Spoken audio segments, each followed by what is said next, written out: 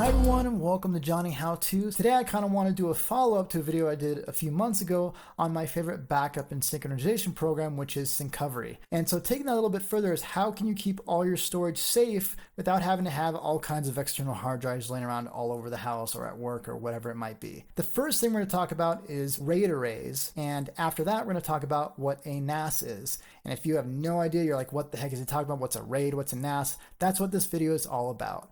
So first let me go and start off with the RAID arrays, and that's RAID. And basically what a RAID array is you have multiple drives that are combined together to form one drive. Your computer only sees it as one drive, but it has either the enhanced benefit of working faster or being more redundant, meaning it's keeping your data more protected in case you have a hard drive failure. By the way, in all these RAID scenarios, every single drive is the exact same size, brand, and model. So you can't really mix and match drives in most typical RAID scenarios. So there's three main types of RAID. There's a RAID 0, which is, let's say we have two drives, and what the computer does is it still sees it as only one drive, but what the RAID array does is it takes certain parts of each file and spreads it out on the two drives. And when you go to read that file or that set of files, basically what happens is it's able to read it up to about twice as fast because it has two different hard drives accessing different parts of the files at the same time, and basically makes everything faster. Now you might say, well, that's exactly what I want. The downside of that is since your data is all spread out over two different drives or 5 drives or 6 drives, 10 drives, however many it is, if one drive in that entire series of drives fails, you lose all of your data, and that can be a big problem. So the second major type of RAID is RAID 1.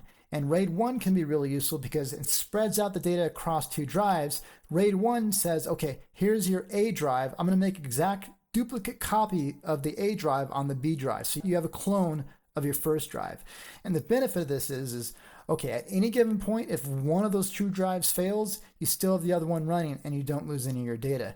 You don't get any added benefits of speed or anything like that, but your data is very well protected. The downside is, if you think of it from a point of view of buying hard drives and the cost of that, is that you're basically paying double the price. Now, RAID 10 is kind of a combination of RAID 0 and RAID 1. So let's say, for instance, you had 4 drives. You have A, B, C, and D drives. With a RAID 10 array, we have 4 drives. Drives A and B are basically a RAID 1. So you have the A drive is cloned onto B. So if one of those drives fails, the other one's safe. And then you have a C and D drive that's, again, the same thing. You have it duplicating everything across it. So it's kind of a combination where you're going to get added speed because you're reading from multiple drives, but you also have a duplicate clone copy of each drive at any given point where it dies. Downside is you now just bought 4 drives in order to get that performance.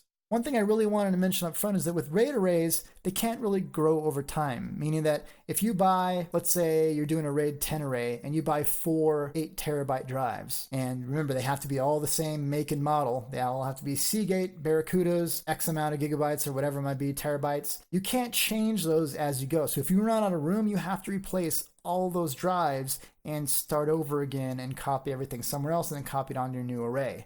So that's the big downside, is it doesn't really grow with your needs over time. Now there are some technologies that have kind of come about in the last number of years that have really changed that.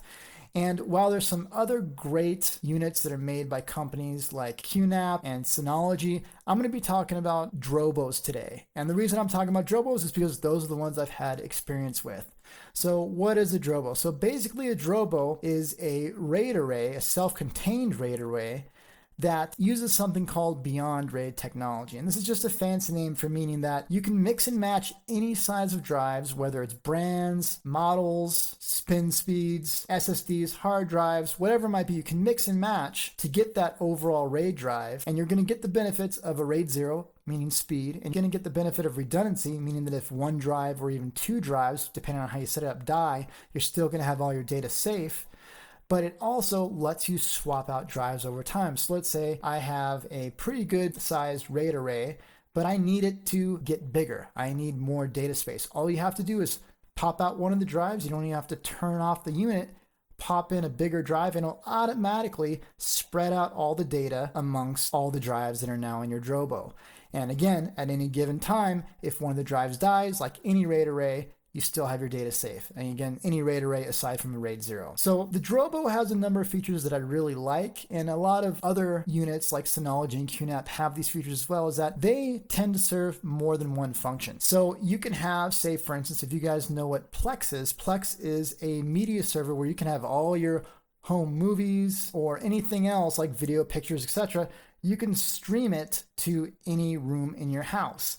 And a lot of these units like the Drobo have apps built in that'll automatically do that. Or say you have a BitTorrent that you need to download. Instead of having to have your computer on all the time, you can go ahead and just have that ran on the RAID array by itself. It's like a little computer, but it has no monitor or anything, and it'll do that for you. It'll serve it, it'll download it, whatever you need to do. And there's all kinds of other features you can do. You can host your own web services, host your own emails, and things like that. So it's really, really flexible, and it's in a nice small box you can carry with you if you have to, or you can just put it into a small closet or on your desk, or even if you have a basement or something like that, you can store it down there and it's out of sight, out of mind, not making any noise, all set. Now, one other small thing to note about something like a Drobo or anything like that is that you don't get all the space you put into the unit. So say you have 2 4-terabyte drives and 2 8-terabyte drives, you typically lose out on the data on one drive. And that is because it has to spread out all the data evenly throughout all the drives, and it has to be able to account for a drive crashing. And of course it has to account or plan on the largest drive being the one that fails. When you plug in 4 drives, you only get 3 drives worth of space. Or say if you only have 3 drives plugged in, say you have 2 4-terabytes and 1 8-terabyte, that 8-terabyte disk is going to show up as reserve space, meaning that when you add in another 4-terabyte or another 8-terabyte drive, you're going to start to get some of that space into your overall usable space. But until then, it's being reserved until you add more space. I've actually had my first Drobo maybe even 10 years ago. I've since then migrated from that first Drobo to my second Drobo, which all I had to do was take out the drives and put it into the new model, and everything went over straight and away. So over 10 years, I've had the same RAID array, but I've probably swapped out the drives over time, one by one, probably 3 or 4 times. I think I started off with 1-terabyte drives, then 2-terabyte drives, and then I think I jumped to 4-terabyte drives, and now I have still those 4-terabyte drives, but I've taken out 2 of those and put in 8-terabyte drives. So basically, it grows with you over time as your space needs grow. So the one other thing I wanted to talk about in this particular video is what a NAS is. A NAS stands for Network Attached Storage, meaning that whatever it is you have, whether it's a Drobo unit,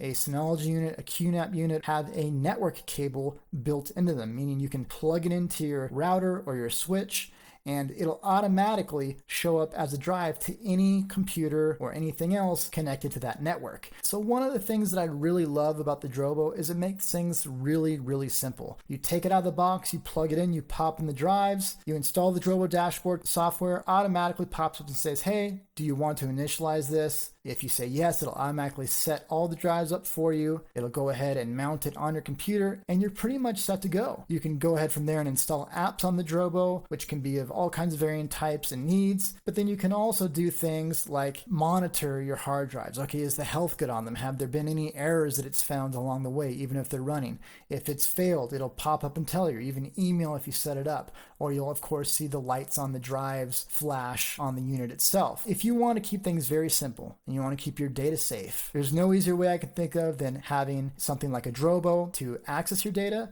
and then still, just to be absolutely safe, still have an external backup or copy that you use Syncovry to copy to. What I myself typically do is when I'm working locally on my machine, just so I can work really fast off of an SSD or something like that, is I will copy all the data I want onto my SSD, I will work with it, and as I'm working on it, I will periodically stop, save, and run Syncovry to back it up onto my Drobo. And that way I know I'm working as fast as I can off of my desktop and the SSD, but I know that if anything happens, whether it's my mistake, I accidentally delete something, overwrite something, or the hard drive crashes, the computer crashes, everything is still safe on that Drobo. So hopefully today, talking about this has been helpful to you.